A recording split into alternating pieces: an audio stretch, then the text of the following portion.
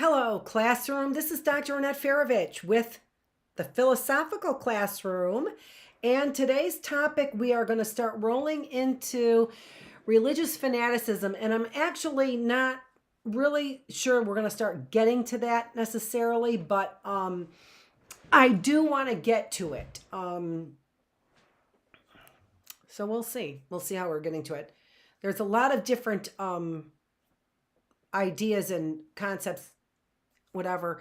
When you see in our other classrooms, you'll see that I'm bringing into it, and I'm already thinking how I am rolling into some of these other concepts. So let's go ahead and get started today.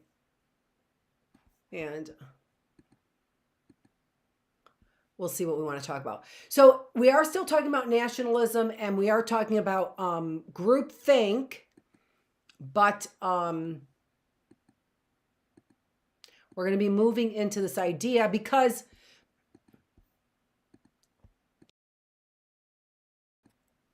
when we are talking about groupthink, remember that we're talking about these in-groups and we're talking about these out-groups.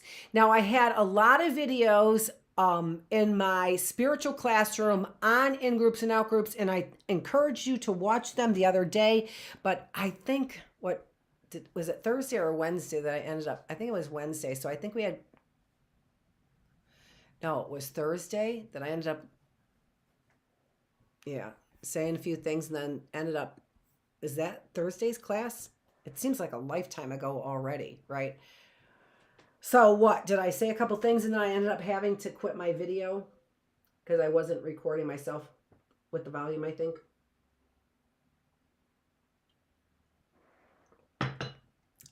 Yeah.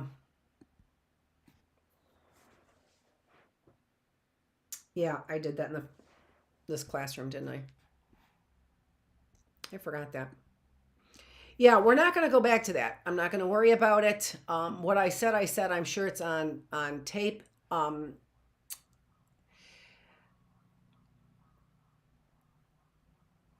And did I show you guys the Robber's Cave one or not?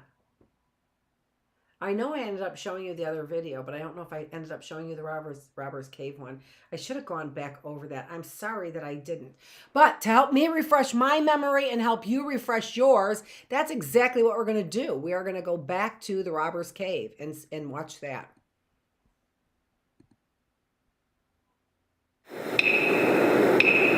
I would describe my political views as the new right. I say that I'm left.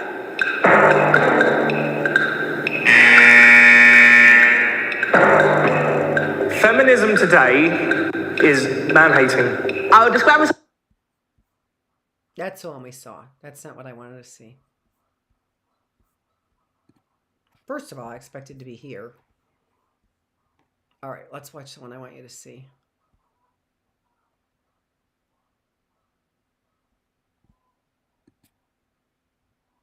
How does this weird stone bath mat help prevent slips? Do you hate stepping out of the shower into a puddle of filthy bacteria? Soggy bath mats aren't just gross. They can be downright...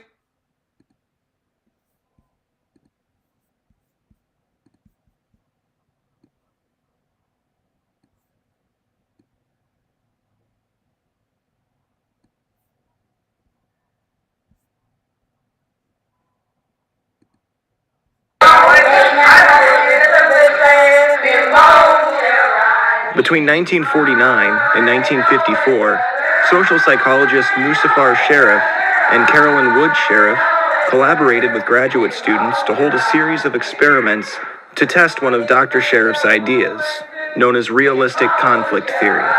This having to do with intergroup conflict, stereotypes, and prejudices. The most famous and significant of his experiments took place in 1954 at Robbers Cave State Park in Oklahoma. Sherif's main idea was that conflict arises between groups when they're competing for limited resources. This hypothesis had important implications as the Second World War had recently ended. The experiments involved 22 children between the ages of 11 and 12. None of them knew each other previously, and all came from similar backgrounds, middle class, white, and Protestant. The experiment had 3 stages, the first being a bonding stage. Before the two groups were made aware of each other, they were encouraged to bond and create social norms by engaging in activities such as swimming and hiking. Here the groups took names, the Eagles and the Rattlers, and developed their own cultures and cultural norms. The next stage was the competition stage, lasting 4 to 6 days. In this stage, there was to be friction between the groups, and as such, a series of competitions were arranged. These competitions included baseball, tug of war, and touch football, among others. The winners would receive a trophy, medals, and pocket knives. There was no alternative prize for the losers. The Rattlers, who had developed a norm of toughness and aggression, became emphatically confident in their success. They put Rattlers' flags on the baseball field and made threats about bothering them. The researchers then manipulated situations where one group would gain at the cost of the other. What started as verbal aggression between the groups soon escalated further. After one of the baseball games, the Eagles burned the Rattlers' flag. The next day, the Rattlers raided the Eagles' cabin, flipping beds and stealing personal items. Soon, fistfights would break out, and the researchers had to physically separate the children. After the end of the conflict period, where it was announced that the Eagles were the winners, there was a reducing friction period. The groups were asked to characterize the other group, and it was found that there were profoundly negative characterizations, while holding their own group in high esteem. During this time, the two groups were brought together to engage in non-competitive activities. Sheriff believed that simple contact between the groups would not reduce friction. Instead, there would need to be common, superordinate goals to accomplish. In one event, the boys were to watch a movie together, but had to chip in money of their own. They worked together to decide the splitting of the money. They also had to work to fix an issue with a water tank and the water supply at camp, which the researchers had arranged. Likewise, one of the trucks delivering food became stuck and had to be pulled out by the children working together. At this point, the kids had come together, no longer as enemies, but as allies with a common goal. Mustafar and Carolyn Sheriff had successfully demonstrated realistic conflict theory. Normal boys became their own cultures and showed that conflict for limited resources can lead to prejudiced attitudes and discriminatory behaviors. While simple coexistence did not eliminate these prejudices, working together towards something better for both groups did.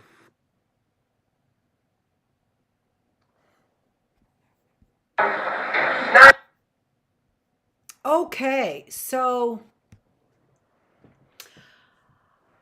I am so bothered by that. And I want to know if anybody else is bothered by that. I have seen that, and I now I realize after seeing it again that started the whole concept of what I was so bothered by as far as that study goes. I just cannot believe how unethical that study was.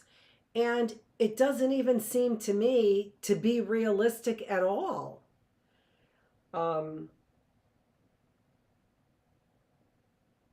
And what I mean by that is, I mean the actual study doesn't seem to be realistic. I just can't even imagine.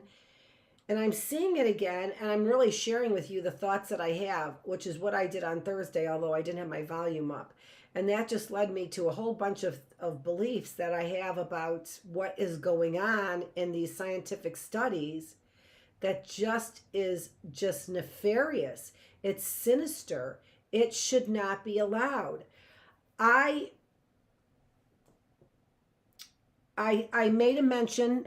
I want to write some of this stuff down. I got to get my book to write some of this stuff down. I made a mention the other day about the group that we were studying here. And the group that they were studying were white young boys. So Protestant. What else did they say? Protestant? Is that all that they said?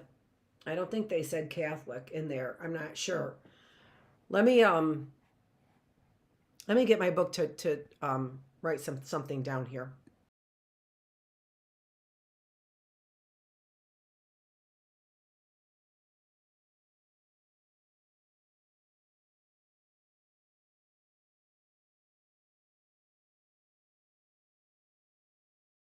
I want to put my be right back because it's upstairs, so I'll be right back. Hence the be right back.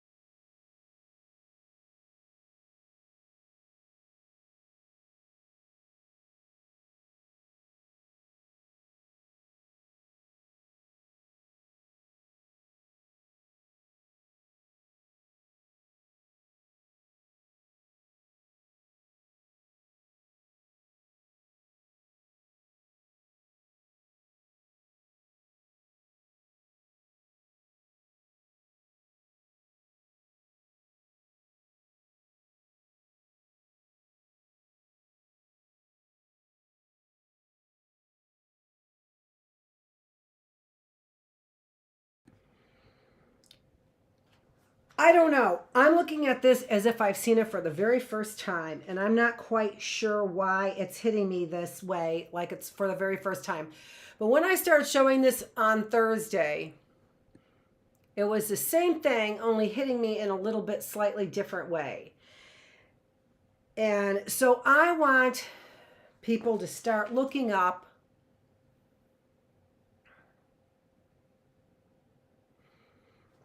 more background on this study than what we appear to know right here. And Musaf Sharif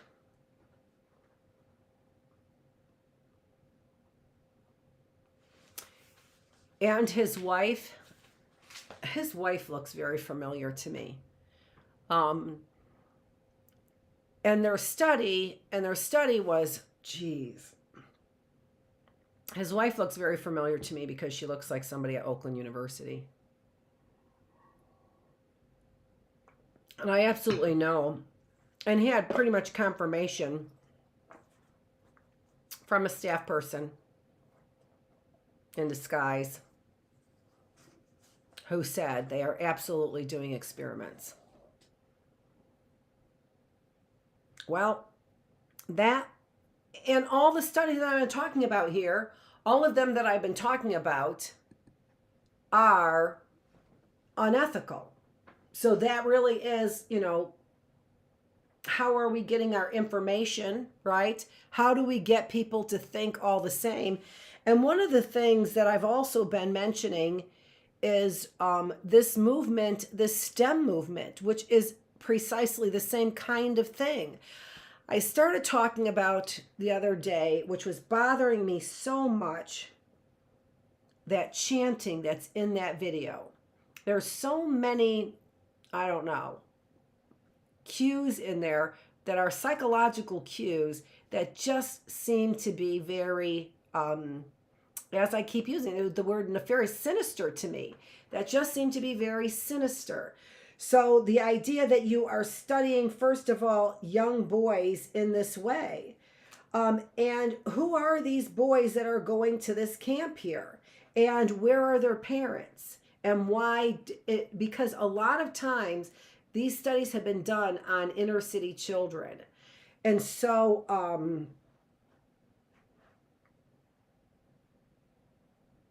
don't know. It's so bothersome to me.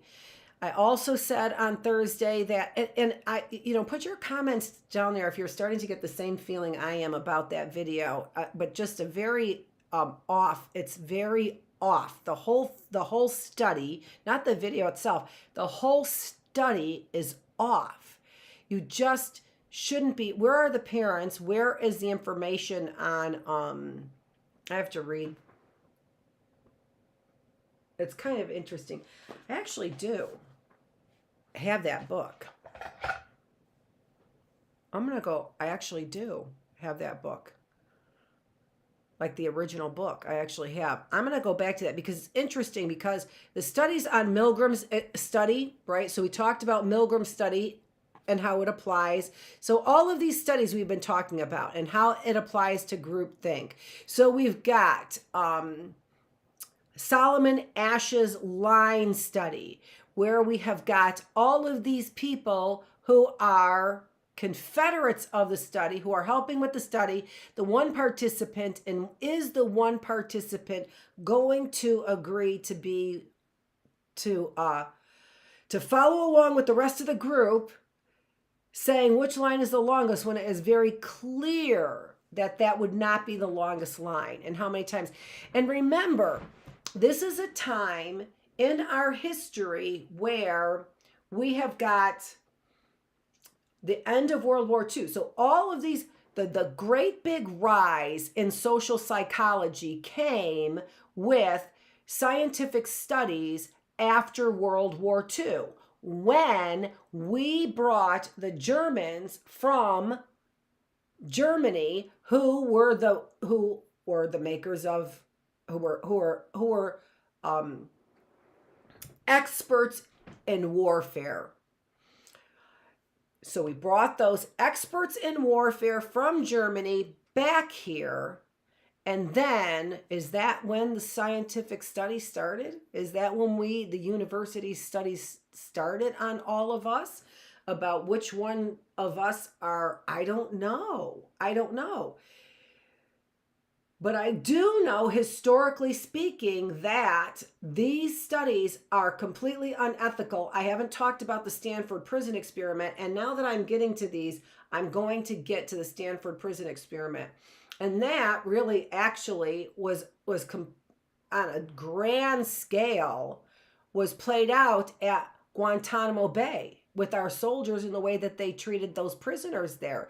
That was Stanford prison experiment played out in real life at Guantanamo Bay.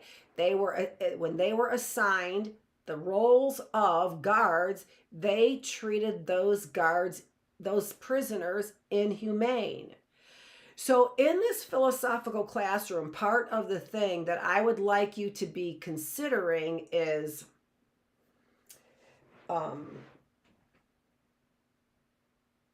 I don't want to be conspiratorial, right? I don't, yeah, I'll leave it at that. I don't want to be conspiratorial.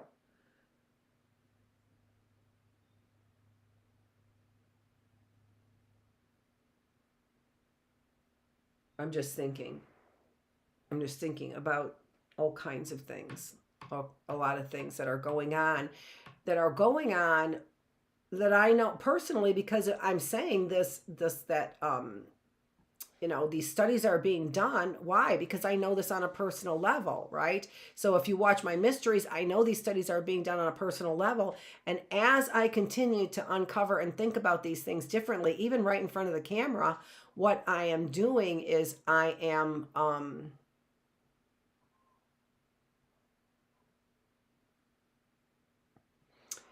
thinking about how these experiments are coming out and how they are kind of unfolding.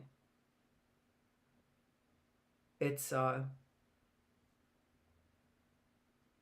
it's unbelievable the way I think that our rights are being taken, where our rights have been taken away from us, and there's nothing that we can do about it. I don't know.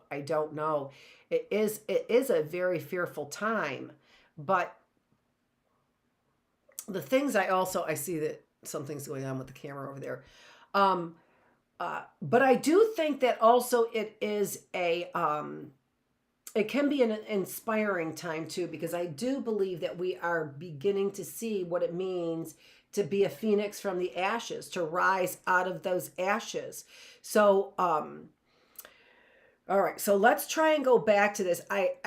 This one is a little bit more distracted, a little bit more discombobulated is the word that I'm thinking of, but mainly because I saw that video again, and that video, every time I see that video now, it is sparking this real strong emotion in me that something is so wrong with that study. And so that's what I would like to get your comments on. And in fact, I'm going to watch it again. I'm literally going to watch that. We're going to watch it again. And I want you to see if anything sparks. And I'm going to take notes here now about the things that I think is wrong with that video. Yeah, in real time. In real time, that's what I'm going to do. Because it's bothering me that much. So let's watch that video again.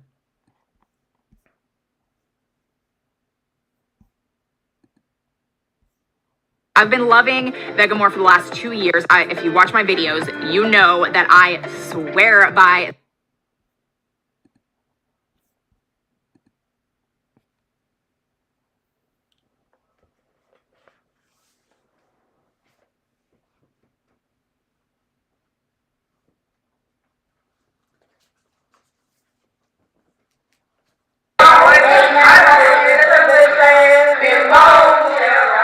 Between 1949 and 1954, social psychologist Musafar Sharif and Carolyn Wood Sharif collaborated with graduate students to hold a series of experiments to test one of Dr. Sharif's ideas, known as realistic conflict theory. This having to do with intergroup conflict, stereotypes, and prejudices. The most famous and significant of his experiments took place in 1954 at Robbers Cave State Park in Oklahoma. Sharif's main idea was that conflict arises between groups when they're competing for limited resources. This hypothesis had important implications as the Second World War had recently ended. The experiments involved 22 children between the ages of 11 and 12.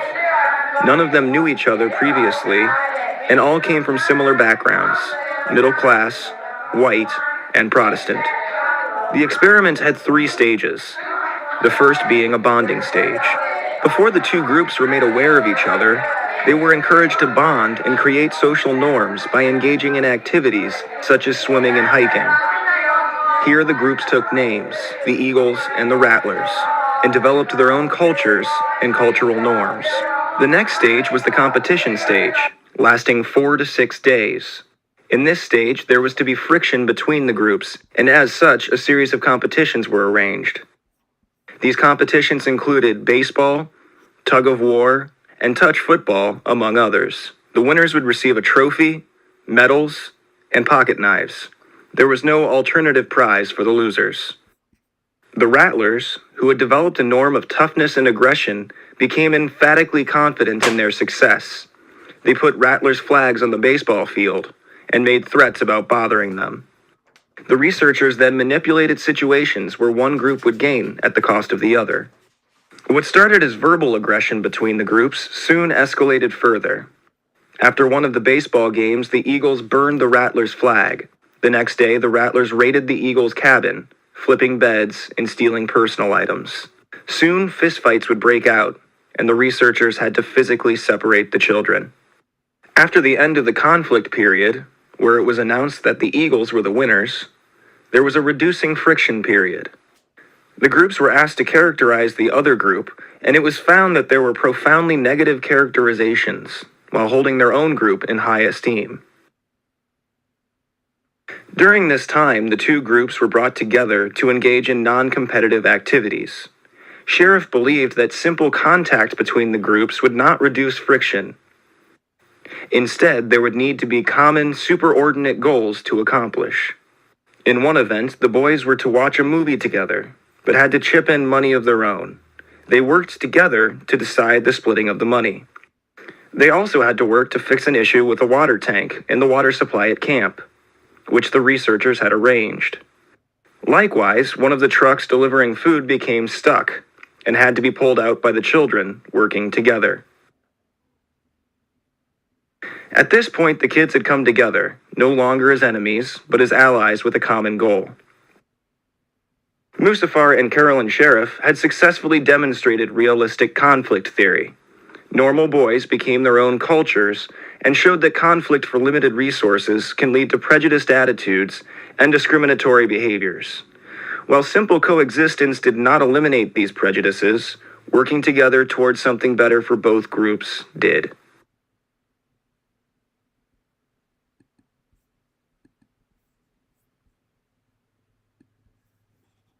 Okay.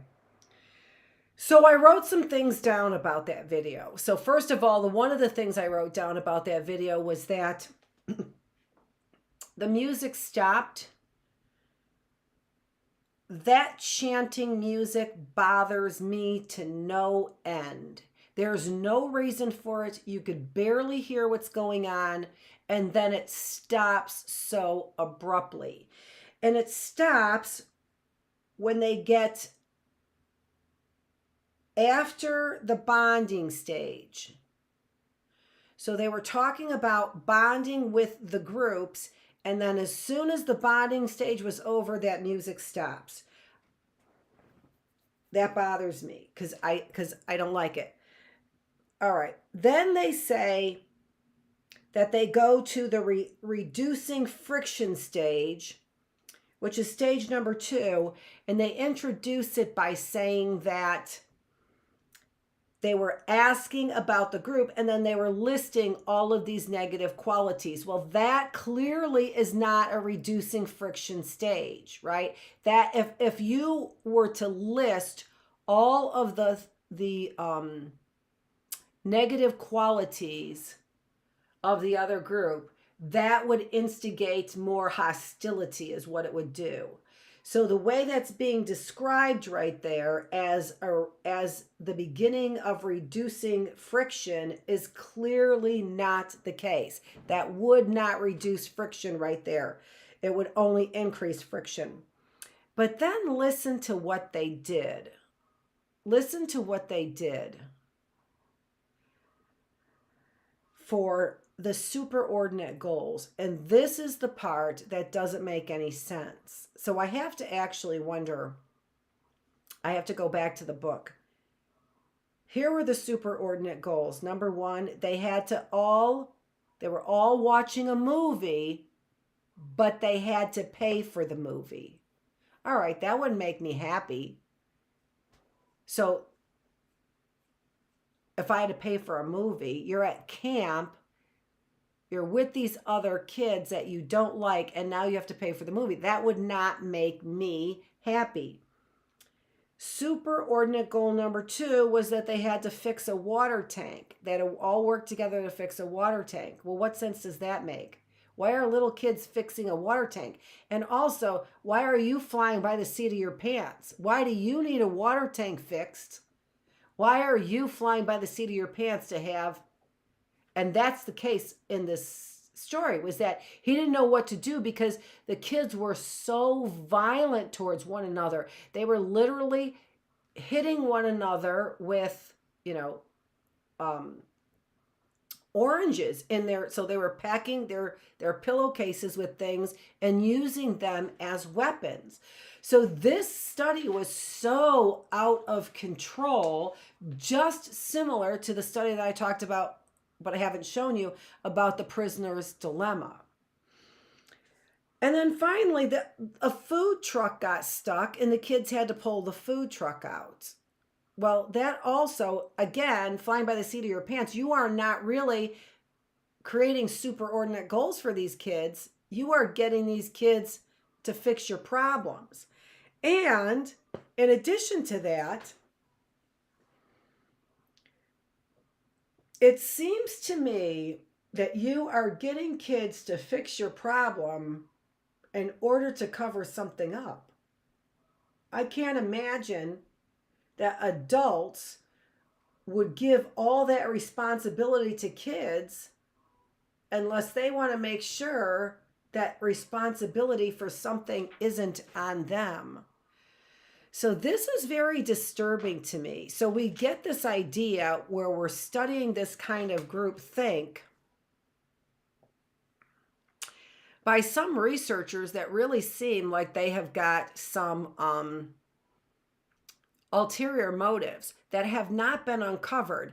And this is not surprising because these are outcomes of World War II and Nazi Germany and this whole eugenics movement, which I keep saying is what we are doing again. The only difference is, It's not different. It's exactly the same. Is that the powers that be are getting the puppets, the sheeples, to climb on top of the Capitol building and take the heat.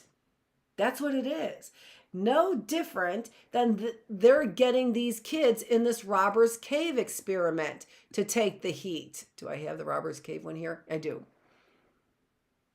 That's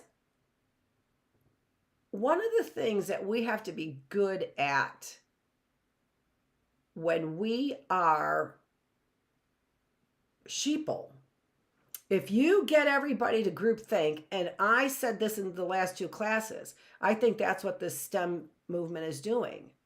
Science, technology, engineering, mathematics.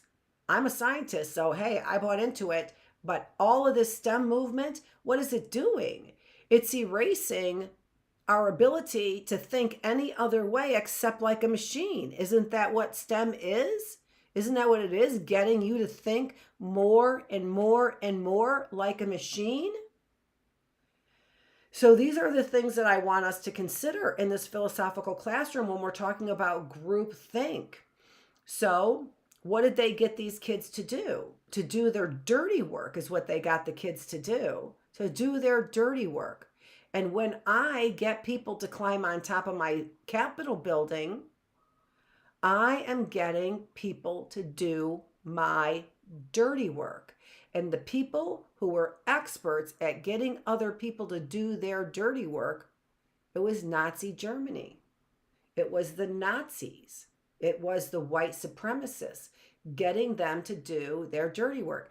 Now it's interesting here because you've got middle-class boys, and I really do want to look 22 middle-class white Protestant boys. So I'm going to look a little bit more into that, and then the other one I'm going to look into is the prisoner's dilemma. So that one was done at the same time. So all of these experiments are done at the same time, and they are all outcomes of theories that were derived from World War II, where we saw the rise of eugenics, where we saw the rise of science trying to promote a superior race. I argue we are doing that again right now. Science is trying to promote a superior race. And don't think that that idea came from Nazi Germany, because it didn't. It was going on right here prior to Nazi Germany taking those ideas on, right here in the United States. So we had a movement, and the only reason why we didn't have a Hitler rise here in this country, it appears, is simply by the grace of God. It is not because we didn't have those same ideas circulating here in this country. And we have to face up to that fact.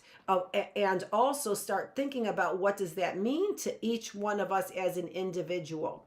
The idea here is, and as a scientist, it makes common sense. As a human being, it is an atrocity. As a scientist, it makes common sense. Why wouldn't we want to build a better race, a better human race, which could include all kinds of things? Why wouldn't we want to do it? Because the atrocity of that is that you disparage human life. You discount human life. And it's no different than discounting our history, our story of our history. I'm going to pull a different one out.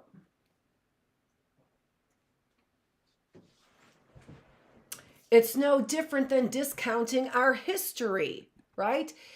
When you whitewash what happened in history, it first of all, it becomes so boring and unrealistic that nobody wants to pay attention or read it. It's just becomes so uninteresting when you take out the real history. But you also, what do you take out? I mean, what did we do here in this Trail of Tears? What did we do? We moved in what was believed to be an inferior population out of existence is what we did. Trail of Tears, moving them. But what we ended up moving them is completely out of existence. That is the atrocity of a superior race. That's the atrocity. And who said who's the superior race? We ended up wiping out so much understanding, so much understanding of other people's culture, and then all the value that comes with it, like medicine and spirituality and an understanding of higher powers. Or how about an understanding of what is outside this physical world? How about an understanding of arts and cultures? How about an understanding of something outside this science, technology, engineering, math? How about an understanding of something outside the machine, right? I'm going to talk a little bit too. I'm going to go into this machine bias, but as you can see, what the religious fanaticism has to do with this topic is that they are playing into the hands of these individuals who want to build a superior race. The religious fanatics are playing into the hands of individuals who want to build a superior race. And you're going to have to take a look at how you are playing that part. Right now, what do we want? We are building up our universities, right? Although a lot of people are worried about that. We're building up our science, technology, engineering, math, and we have completely stopped talking about the arts. We've completely stopped talking about the contribution that music makes, and those are or literature. Our literature has turned into just a web of lies. Truly, very, very accurately, specifically, our truth is turned into a web of lies, right? Or our literature has turned into a web of lies, because that's where we get our literature from. So what are we building towards, right? What are we buying into? This science, and the reason for much of the art and literature and music. Think about our songs that came out of the 1960s. What were they talking about? Revolution. Not just revolution, they were talking about ideas about love and passion, and things that weren't about science and technology and engineering and math. Who ever sang about a mathematical equation?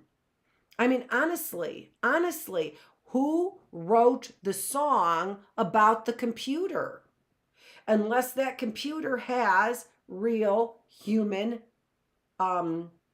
characteristics, real human personality. Now we're having people write what? Movies about computers, falling in love with the computer now, right?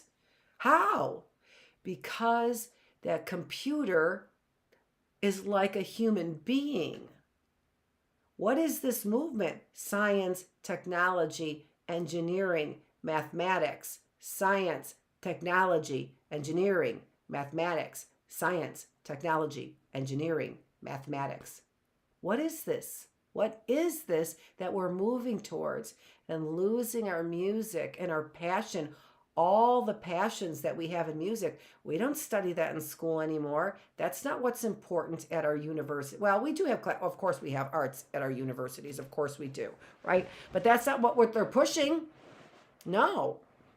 And what are the programs that they're cutting? What are the buildings that they're building? Right? New engineering building over at OU, right? Cutting teacher salaries, paying them, cutting their classes, paying them $40,000 for the classes that they teach per year, but build a new engineering building. Science, technology, engineering, mathematics. Science, technology, engineering, mathematics. Feeling like a machine yet? You should be, because all these algorithms are teaching you to be one. And religion is playing into it, right? Follow these rules. And right now, have more babies. Have more babies. And I am not telling you, at all. I have a whole segment on the importance of having, and several hours of the importance of having meaningful relationships and the damage that it does to have sex without being in a meaningful relationship, the damage it does to the woman, the damage it does to the man, the damage it does at our positions as mother and as father, and then of course the damage that it does to our children. So there is no way we should ever produce a child without love. We should never be producing a child without having that intention of, we should never be producing a child without having love, right? In a loving and giving that child a loving relationship. It doesn't mean that all relationships last, but if a child comes into this world and is conceived in love, then there is going to be some kind of a natural attachment and reason to care for that child. No child should be brought into this world without a foundation of love in conception, and that starts in conception. The love starts. So nobody's saying that you should not be fully serious about your having a child, because no child should ever be conceived without love. But then to sit over there and say, have kids, have kids, have kids, that is just producing this machine mentality to treat people like sex objects. It's just incredible to me, the language that we are using in ways that promote trafficking, that promote workers, physical laborers, and sex slaves. Those two slaves, slave labor and slave sex. That's exactly what this system is promoting. Yeah, okay, let's move on. Let me see what else I have up here that I didn't cover. So with that robber's cave, then, there were 3 stages, but again, I'm going to look more closely at that. The concept here is, in order to overcome prejudices, but to me it was a byproduct. To me, that honestly, as I'm watching that, this outcome here of these superordinate goals is just a byproduct of what they were doing to those young boys. And they didn't realize the damage that they were doing to those young boys. So they made a quick turn and turned this into superordinate goals. Again, take a look at those superordinate goals. Who does that? I have to double check on that, right? Because I'm just taking that right now from a movie. Although they are familiar, I did read it a long time ago, and I studied it a long time ago. I think it's probably another one of those studies that was published in a book and not published in the, which is so interesting, and not published in the journals, in the scientific journals. And if that's the case, now we've got this study, we've got obedience, a Milgram study of obedience that did not get published in the journals either. The Prisoner's Dilemma likely did not get, the Stanford Prisoner's Dilemma likely did not get published. So now I'm thinking, and why haven't we discussed that? I have a PhD. I've been in teaching psychology for almost 20 years now, and never have I come across the idea. First of all, I didn't know that Milgram study wasn't originally published. It would not be originally published. I never knew that. There are a lot of things that fall into these concepts of eugenics, including, I said, Alfred Kinsey and that Kinsey report, where he was getting scientific information on sexual arousal for infants. So this is during a time where scientists are violating rights of individuals left and right. And it was Nazi Germany that was the outcome, and the annihilation of the Jews, as well as other people as well, not just the Jews, but significant Jews that were annihilated during that time. It was the outcome of these concepts of eugenics that are on the rise again with this push for this STEM mentality. So when you are, and they are fascist ideas. They're fascist ideas is what we're talking about. So when you are in support of this just streamlining of science, you are supporting in some ways these authoritarian fascist ideas. Stick a race on there, superior race on there, an inferior race, and now you've got full-blown Nazi Germany. You've got full-blown fascism. Okay, we already talked about what the groups do. So we've gone through this already. I did want to backtrack because I really felt like I had to get to a lot of different subtleties of what we're talking about. And so this again has to do with entitativity. What do groups do? And then do they have this high concept? Some groups have low concepts, psychological concepts of being a group. Some have greater psychological concepts. And the interesting thing about this is that when you're talking about a physical group, you would think that there's great strength. If I could see the group, I could feel the group, and there's great strength. Of course, there's great strength in the group, but really, you can have a whole bunch of people come together and not have them form a psychological bond. And I wonder if that wasn't part of Sharif's study, is when they form a psychological bond with one another. Because that really, I mean, you think about, any movement that we have right now, any conspiracy theory that we have right now, whatever the movement is, those people are bonded by a psychological concept of a group. Internet groups that we have, right? Oh, that's so interesting to me. Discord, and then the apple of discord comes from ancient Greek stories, right? So Discord. So we've got these groups like Discord, which is from what I understand, is a dark web group there. So you don't even see one another. You've got emojis or whatever, you've got those avatars or whatever you have. So you don't even see one another to build this kind of camaraderie in your group. How strong is that group psychologically speaking? So the psychological concepts of your group are stronger than having the physical existence of the group. Even if you take a look at the physical existence of the people who were at the insurrection on January 6th, the physical existence of that group was very strong. But there were many people who didn't get involved to the extent that there were people climbing on the walls. The psychological group was much stronger than the physical group, right, was. That they still related to that group.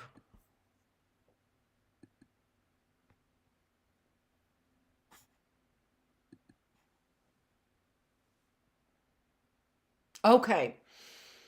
Now, I haven't talked about this yet, and this, we'll just go through. I'm going to just go through this, the phases there, our rectangles there. And I think with all of our conversation, this is going to be easy peasy for you to understand now.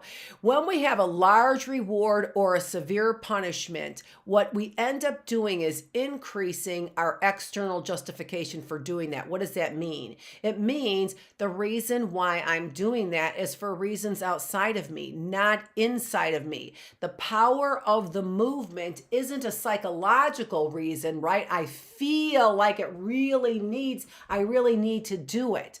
No, what I feel like is I really want the reward, right? Or I feel like I really want to avoid that punishment. That's the reason why I'm not doing it. Otherwise, I would do it. And so if otherwise I would do it, except for you're giving me a large reward or if I don't do it, or a severe punishment if I do, otherwise I would do it, then the only time I'm changing is when you're around watching me, right? And this goes to the concept of, which I talked about in the spiritual classroom, this idea of, do you perform better when you are being watched? Or do you perform better when you're not being watched? really the idea here is that if I'm being, performance shouldn't change, right? If you're being watched or not being watched. But if I'm being watched and I normally wouldn't perform that way, except for I'm afraid that I won't get my paycheck, you'll dock a large reward, or that you'll fire me, severe punishment, then the only time I'm going to do my job effectively is when you're watching me. So temporary change. During the time you're watching me, I will do my job right. But during times that you're not watching me, I won't. Why? Because I am in fear of being punished, or I want that paycheck, that reward, right? So all of the reasons that I am doing what I'm doing are outside of me. Money, job, don't get fired. All those things are external justification, is what we're saying. But if I want real change, what do? I use small rewards and mild punishment. And what this does is, hold on, I got to take a drink because I'm talking now. And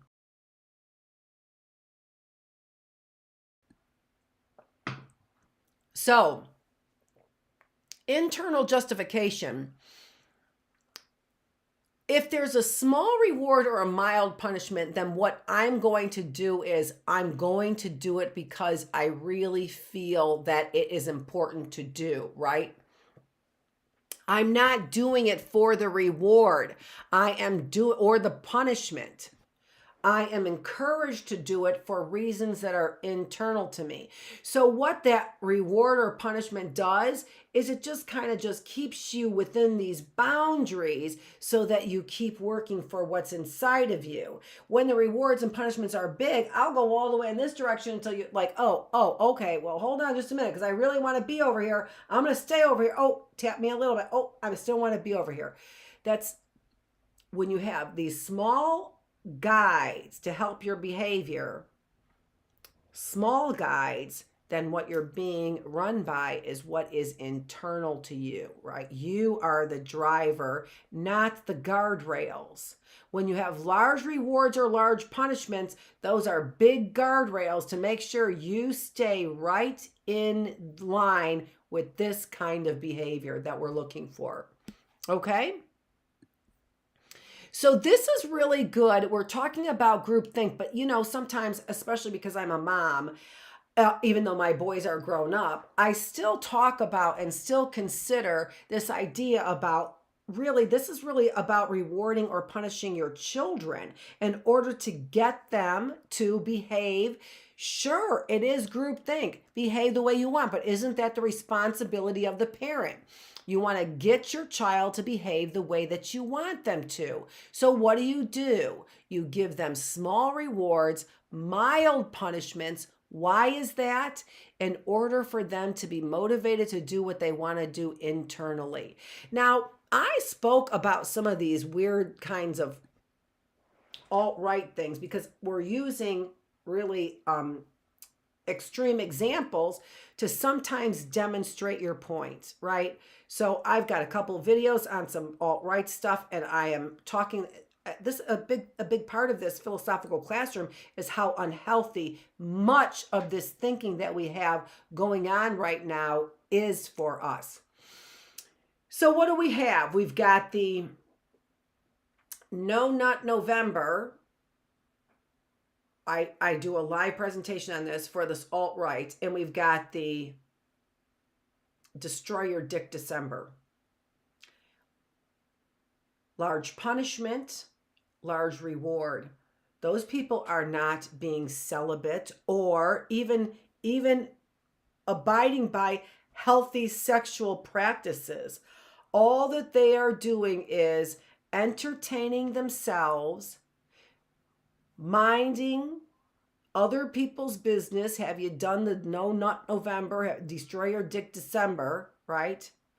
Being guided by all external drives and nothing that says this is a healthy thing for me to do. Mentally and physically, this is healthy. You are not driven by your spirit at all, because your spirit would tell you that you're nuts going through a No Nut November. And all you're doing is practicing this temporary change for no purpose because, come on, give me that book.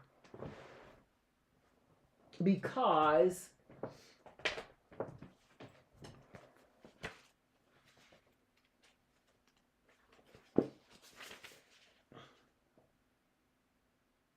you have your business is not worth minding. And when it's not, you take your mind off your own meaningless affairs by minding other people's business.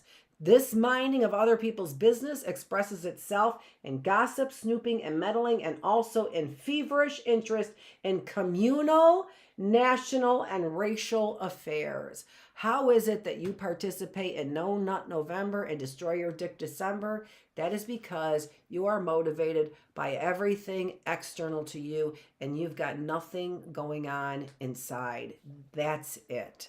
So I will continue taking a look at some of these fascist movements that are right inside our psychology, right inside our universities. And as many of you know, because that's the reason why you don't like psychology in the first place, is really doing sometimes a job on our minds. So keep, if you want an advocate in your corner, believe it or not, a university professor is going to be in your corner about what these universities are not getting right. And one of them is this drive for this science, technology, engineering, and math. Okay, I'm so glad. I actually just thought of that just yesterday. I think it was yesterday that STEM came to me yesterday. All right, so we are all done. Yeah, we started, and we are going to get to a new book in our reading room in 15 minutes. So at 3:15, I'm going to get to actually a new book. I'll tell you about it in a reading room. So join me there. Thanks for joining me. This is Dr. Annette Feravich. This was the philosophical classroom. Let me put that up there too. I'm going to. I am.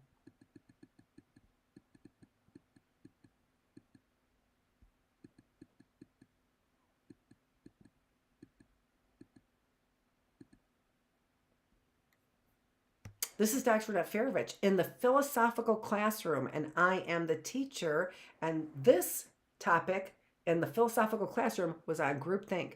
Join me here Thursday. We take Wednesday off on the philosophical classroom because it gets so heady. It'll give me time to look up that Prisoner's Dilemma and read that Robber's Cave experiment and see how it actually was done. Thanks for joining me.